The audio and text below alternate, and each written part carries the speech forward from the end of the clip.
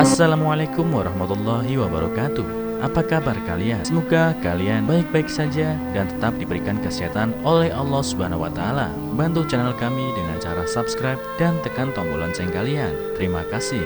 Semoga kisah ini bermanfaat. Hari itu aku dengannya berkomitmen untuk menjaga cinta kita. Pernikahan kami sederhana namun meriah. Dia menjadi pria yang sangat romantis pada waktu itu. Aku bersyukur menikah dengan seorang pria yang soleh, pintar, tampan, dan mapan pula. Dialah suamiku. Setelah menikah, kami akan berbulan madu di Tanah Suci. Itu janjinya ketika kami berpacaran dulu. Dan benar saja, dia menepati janjinya dengan segera mengajakku umroh ke Tanah Suci. Aku sangat bahagia dengannya. Setiap ucapan dan sikapnya mampu membuatku jatuh cinta padanya setiap waktu. Banyak orang yang bilang kami adalah pasangan yang serasi, dan aku bahagia menikah dengannya. 5 tahun berlalu sudah kami menjadi suami istri. Sangat tak terasa waktu begitu cepat berjalan. Kami hanya hidup berdua saja, karena sampai saat ini aku belum bisa memberikannya momongan di tengah keharmonisan rumah tangga kami. Tapi keluarganya mulai resah. Dari awal kami menikah, ibu dan adik-adiknya tidak menyukaiku. Bahkan aku sering mendapat perlakuan yang tidak menyenangkan dari mereka. Di depan suamiku mereka berlaku sangat baik padaku. Tapi di belakangnya aku dihina-hina seperti tak ada harganya. Namun aku selalu berusaha menutupi hal itu dari suamiku. Pernah suatu ketika saat 1 tahun usia pernikahan kami, suamiku mengalami kecelakaan mobil. Untungnya dia selamat dari kecelakaan maut tersebut. Dia dirawat di rumah sakit dekat rumah kami. Dan aku selalu menemaninya siang dan malam sambil kubacakan doa. Namun suatu hari ketika aku kembali ke rumah sakit setelah mengambil pakaian ganti, aku melihat di dalam kamarnya ada ibu dan adik-adiknya. Di saat itu juga aku melihat ada seorang wanita yang sangat akrab mengobrol dengan ibu mertuaku. Lalu dari sela-sela mereka terlihat suamiku ternyata sudah sadar. Aku pun menangis haru ketika melihat suamiku sudah sadar dan bisa tersenyum kembali. Kubuka pintu yang tertutup rapat itu sambil mengucapkan salam, dan mereka menjawab salamku. Aku berdiam sejenak di depan pintu sembari mereka semua melihatku. Suamiku menatapku penuh manja. Mungkin dia rindu padaku karena sudah 5 hari matanya selalu tertutup. Tangannya melambai, mengisyaratkan aku untuk memegang tangannya erat. Setelah aku menghampirinya, aku cium tangannya yang disambut senyum hangat di wajahnya. Lalu ibu mertua berbicara denganku. "Fik, kenalkan, ini Julia, temannya Chandra." Seketika aku teringat cerita dari suamiku bahwa ada salah satu sahabatnya yang pernah mencintainya. Perempuan itu bernama Julia, dan dia sangat akrab dengan keluarga suamiku. Aku pun langsung berjabat tangan dengannya, lalu segera menyibukkan diri dengan membersihkan dan mengobati luka-luka di kepala suamiku. Baru sebentar aku membersihkan mukanya, tiba-tiba adik iparku yang bernama Chelsea mengajakku keluar untuk minta ditemani ke kantin. Dan suamiku pun mengizinkannya. Tapi ketika di luar, Chelsea berkata, "Lebih baik kau pulang saja, ada kami yang menjaga abang di sini. Kau istirahat saja di rumah." Aku tak menolak saran tersebut, tapi anehnya aku tak diperbolehkan berpamitan dengan suamiku dengan alasan Bang Chandra harus banyak istirahat. Jelas aku tak terima dan perdebatan pun berlangsung. Tapi tiba-tiba ibu mertuaku datang untuk mengatakan hal yang sama. Akhirnya aku pergi meninggalkan rumah sakit itu dengan linangan air mata. Sejak saat itu aku tidak pernah diizinkan menjenguk suamiku lagi sampai dia kembali dari rumah sakit. Pagi itu pada saat aku membersihkan pekarangan rumah, suamiku memanggilku ke taman belakang. Dia mengajakku duduk di ayunan favorit kami sambil melihat ikan-ikan yang berenang di kolam air mancur. Besok aku akan menjenguk keluargaku di Manado, Dia memulai pembicaraan. Aku menjawab, "Iya Bang, aku tahu. Aku sudah mengemasi semua barang yang kamu butuhkan. Tapi aku akan lama di sana, sekitar 3 mingguan. Aku juga sudah lama tidak bertemu dengan keluarga besarku sejak kita menikah. Dan aku akan pulang bersama dengan mamaku," jawabnya tegas. "Mengapa baru sekarang bicara? Aku pikir hanya seminggu saja kamu di sana." Tanyaku balik kepadanya dengan sedikit rasa kecewa. Namun dia tak menjawab pertanyaan itu dan mengalihkan pembicaraan. "Sekarang aku ingin seharian denganmu karena nanti kita 3 minggu tidak bertemu," lanjutnya lagi sambil memelukku dan mencium keningku. Aku pun luluh dibuatnya. Aku hanya bisa tersenyum getir dalam pelukannya, padahal aku ingin terus bersama suamiku. Keluarganya tidak menyukaiku karena mereka cemburu padaku atas sikap suamiku yang sangat sayang padaku. Malam sebelum kepergiannya, aku menangis sambil membereskan keperluan yang akan dibawanya ke Manado. Dia menatapku dan menghapus air mata yang jatuh di pipiku. Lalu aku peluk erat dirinya. Hati ini bergumam tak merelakan dia pergi seakan ada hal buruk yang terjadi nantinya. Tapi aku tetap berusaha berpikiran positif dan mendoakan yang terbaik untuknya. Sampai keesokan harinya perasaanku terus-menerus tak enak. Tapi aku tak boleh berburuk sangka. Aku harus percaya pada suamiku. Dia pasti akan selalu melakukan yang terbaik untuk rumah tangga kita. Beberapa hari berlalu, efek dari hubungan jarak jauh membuat komunikasi kami memburuk dan aku pun jatuh sakit. Tiba-tiba perutku terasa sangat sakit, seperti dililit oleh tali dengan erat, sampai-sampai aku mengalami pendarahan. Kemudian aku dilarikan ke rumah sakit oleh adik laki-lakiku yang kebetulan berkunjung ke rumah. Dan tanpa diduga, dokter memvonisku terkena kanker mulut rahim stadium akhir. Aku menangis. Apa yang bisa aku banggakan lagi? Mertuaku pasti akan semakin menghina aku. Suamiku yang selalu berharap akan punya keturunan dari rahimku, namun nyatanya aku tak bisa memberikannya keturunan. Sementara suamiku di sana, aku tidak tahu mengapa dia selalu marah-marah jika menelponku.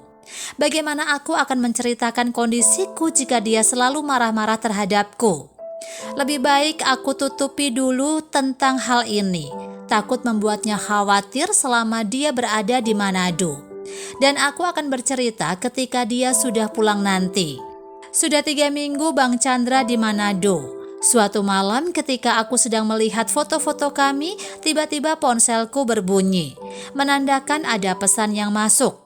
Ternyata pesan dari suamiku yang berbunyi, "Aku sudah beli tiket untuk pulang besok. Nanti aku akan kabarin lagi." Aku pun senang dengan kabar tersebut. Dan hari yang aku tunggu pun tiba. Sebagai seorang istri, aku berdandan dan memakai parfum kesukaannya untuk menyambutnya pulang. Bel pun berbunyi dan segera kubukakan pintu untuknya. Sebelum masuk, aku pegang tangannya dan menariknya ke kursi teras. Lalu aku membungkuk untuk melepaskan sepatu, kaos kaki, dan kucuci kedua kakinya. Setelah itu aku pun berdiri untuk mencium tangannya. Namun dia tidak membalas dengan mencium keningku. Dia hanya diam dan langsung naik ke ruangan atas. Bahkan dia langsung mandi dan tidur tanpa bertanya kabarku. Walaupun kecewa, aku mencoba berpikir positif. Mungkin dia sangat lelah setelah perjalanan jauh. Aku pun segera menyusulnya tidur. Esok harinya aku terbangun oleh suara mobilnya. Aku segera beranjak dan melihat dirinya dari balkon kamar kami yang bersiap-siap untuk pergi. Lalu aku memanggilnya tapi dia tak mempedulikanku. Aku merasa ada yang aneh dengan suamiku. Ada apa dengan suamiku? Mengapa dia bersikap tidak biasa terhadapku? Aku tidak bisa diam begitu saja.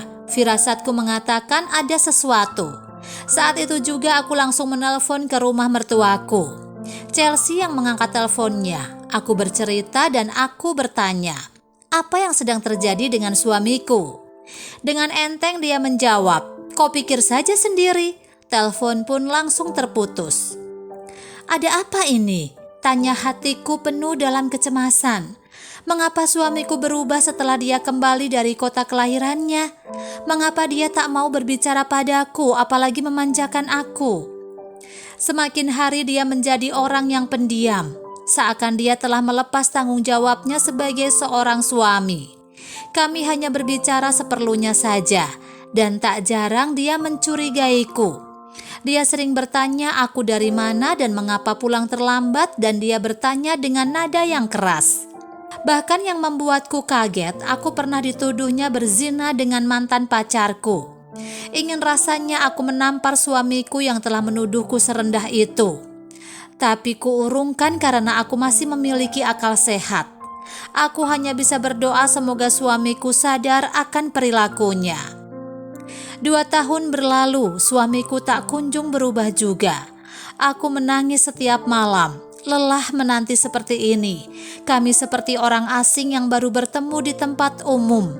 Kemesraan yang kami ciptakan dulu telah sirna. Walaupun kondisinya tetap seperti itu, aku tetap merawatnya dan menyiapkan segala yang dia perlukan. Kabar tentang penyakitku pun masih kusimpan dengan baik.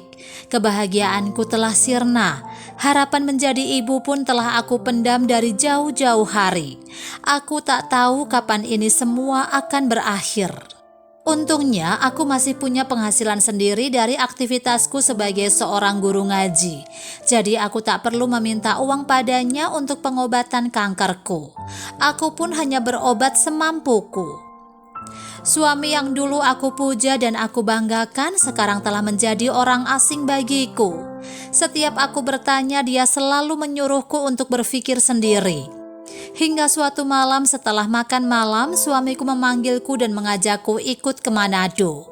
Aku pun bergegas mengemasi barang-barang tanpa bertanya lebih lanjut. Singkat waktu, kami telah sampai di Manado. Keluarga besarnya telah berkumpul di sana, termasuk ibu dan adik-adiknya. Aku tidak tahu ada acara apa ini. Aku dan suamiku pun masuk ke sebuah kamar tua. Suamiku yang tak betah di dalam kamar tua itu langsung keluar untuk bergabung dengan keluarga besarnya. Baru saja aku membongkar koper kami dan ingin memasukkannya ke dalam lemari yang berada di dekat pintu kamar, tiba-tiba Tante Lia memanggilku untuk bersegera berkumpul di ruang tengah. Aku pun langsung menuju ke ruang keluarga yang tampak seperti rumah zaman peninggalan Belanda itu. Setelah semua berkumpul, sang nenek membuka pembicaraan. Baiklah, karena kalian telah berkumpul, aku akan langsung pada intinya saja. Aku ingin bicara denganmu, Vika. Nenek berbicara dengan nada tegas dan sorot mata yang tajam. Kau telah bergabung dengan keluarga kami hampir 8 tahun. Namun sampai saat ini kami tak melihat tanda-tanda kehamilan yang sempurna. Sebab selama ini kau selalu keguguran, lanjutnya. Aku sangat terkejut dengan kalimat pembuka itu. Untuk inikah aku diundang kemari? Untuk dihina ataukah dipisahkan dengan suamiku? Sebenarnya kami sudah punya calon untuk Chandra dari dulu, sebelum kau menikah dengannya. Tapi Chandra anak yang keras kepala, dan pada akhirnya dia memilih menikahimu. Nenek berbicara sangat lantang, sedangkan suamiku hanya terdiam sambil menahan air matanya. Ingin aku memeluknya agar dia kuat dengan semua ini, tapi aku tak punya keberanian itu. Nenek masih saja berbicara panjang lebar dan yang terakhir dari ucapannya dengan mimik wajah yang sangat menantang kemudian berkata, "Kau maunya bagaimana? Kau mau dimadu atau diceraikan?" Hati ini seakan remuk mendengarnya. Mengapa keluarganya bersikap seperti ini terhadapku? Aku selalu menutupi masalah ini dari kedua orang tuaku karena takut mereka khawatir. Tapi di sini malah aku semakin tidak dihargai sama sekali. Fik, jawab. Suara tegas mertuaku pun membuyarkan lamunanku. Aku langsung memegang tangan suamiku. Dengan tangan yang dingin dan gemetar, aku menjawab tegas. Walaupun aku belum berdiskusi dengan Chandra, tapi aku sudah membuat keputusan yang tidak merugikan siapapun. Untuk kebaikan masa depan keluarga ini, aku akan menyambut baik seorang wanita baru di rumah kami. Itulah jawaban yang terlintas di pikiranku. Dengan kata lain, aku rela cintaku dibagi. Dan pada saat itu juga suamiku memandangku dengan tetesan air mata yang membasahi pipinya. Aku lalu bertanya kepada suamiku, siapakah yang akan menjadi sahabatku di rumah kita nanti? Suamiku pun menjawab, dia Julia. Lalu aku menarik nafas panjang dan berkata pada nenek, kapan pernikahannya akan berlangsung? Apa yang harus saya siapkan dalam pernikahan ini? Dia pun menjawab, pernikahannya 2 minggu lagi dan kau tak perlu menyiapkan apapun. Baiklah kalau begitu, semoga semuanya berjalan lancar. Setelah berbicara seperti itu, aku permisi untuk pamit ke kamar. Tak tahan lagi air mata ini akan turun. Aku berjalan sangat cepat untuk sampai ke kamar. Lalu ku buka pintu kamar dan langsung duduk di tempat tidur. Ingin berteriak, tapi aku tak bisa. Tak kuat rasanya menerima hal ini. Cintaku telah dibagi. Apakah karena ini suamiku menjadi orang yang asing selama 2 tahun belakangan ini? Aku berjalan menuju ke meja rias dan bercermin. Kusisir rambutku yang setiap harinya makin rontok. Kulihat wajahku, ternyata aku memang sudah tidak cantik lagi. Rambutku sudah hampir habis. Kepalaku sudah botak di bagian tengahnya. Sepertinya memang inilah keputusan yang terbaik. Hari pernikahan pun tiba. Aku berdiri di dekat jendela untuk melihat matahari. Karena mungkin saja aku tak akan bisa melihat sinarnya lagi suatu saat nanti. Aku berdiri sangat lama. Lalu suamiku yang telah siap dengan pakaian pengantinnya masuk dan berbicara padaku. Apakah kamu sudah siap? Kuhapus air mata yang menetes di wajahku sambil berkata, aku tak pernah sesiap ini sebelumnya. Lalu dia memelukku sangat lama, tapi tiba-tiba perutku sakit. Menyadari bahwa ada yang tidak beres denganku, dia pun bertanya, kamu baik-baik saja kan? Tanyanya dengan penuh khawatir. Aku pun menjawab, bisa memeluk dan melihatmu kembali seperti dulu sudah membuatku lebih dari baik-baik saja. Jawabku sambil menahan sakit perut yang kurasakan. Dan itulah pelukan terakhir yang bisa kuberikan padanya. Karena pada saat itu juga tubuhku menyerah dalam damai. Namun kepergianku dalam keadaan lega. Sebab aku tak perlu khawatir nasib suamiku selepas aku pergi ke Sang Pencipta. Aku yakin hidupnya justru akan lebih baik bersama dengan istri barunya. Dari kisah ini kita belajar bahwa kedamaian yang sesungguhnya adalah rasa ikhlas. Vika yang selama ini tak pernah mendapat restu dari keluarga besar suaminya dan mendapat musibah dengan penyakit yang dia derita, akhirnya bisa merelakan semua yang dia miliki. Bahkan dia sampai mengikhlaskan suaminya menikah dengan wanita lain. Namun dengan begitu, Vika bisa pergi dengan perasaan damai. Bagaimana menurut kalian? Tulis pendapat kalian di kolom komentar ya. Wassalamualaikum warahmatullahi wabarakatuh.